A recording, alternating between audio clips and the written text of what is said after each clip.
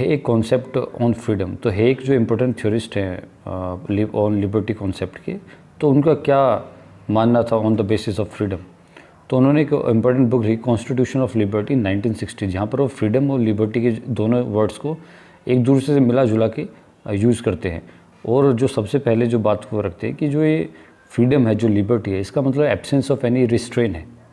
तो वो किस किस बारे में इसको समझते हैं, किस तरीके से अपनी बात को रखते हैं, इनके पहले पॉइंट को देख लेते हैं।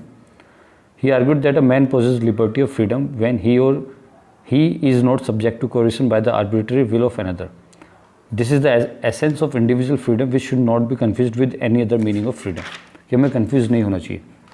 इन्होंने 3 वेस में बताया है। पहला political freedom, inner freedom and freedom as power. Political freedom मतलब क्या है? Participation of man in the choice of their government in the process of legislation. दूसरा इनर फ्रीडम मतलब क्या है? Signifies the extent to which a person is guided in his actions by his own considered will rather than by momentary impulse और circumstances. Freedom as power मतलब क्या है? Freedom as power should not be confuse with the individual freedom.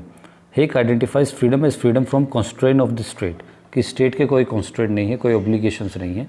That जो ये 3 इन्होंने बातें बताई, political freedom, inner freedom and freedom as power, तो इन्होंने इस 3 मीनिंग इनको ने फ्रीडम का जो कॉन्सेप्ट है कन्फ्यूज़ ना हो इस तरीके से बताया। पॉलिटिकल फ्रीडम मतलब क्या है कि आप पार्टिसिपेट कर सकें। इनर फ्रीडम क्या है कि ये आपको गाइड करता है कि अपने एक्शंस के लिए। और फ्रीडम एज पावर क्या है कि स्टेट आपके उसमें कुछ ऑब्लिगेटरी, कुछ रिस्ट्रेंट नहीं कर रहा है। तो ये हेग अपनी बुक में इंपॉर्टेंट बात करते हैं in constitution of liberty. Thank you so much.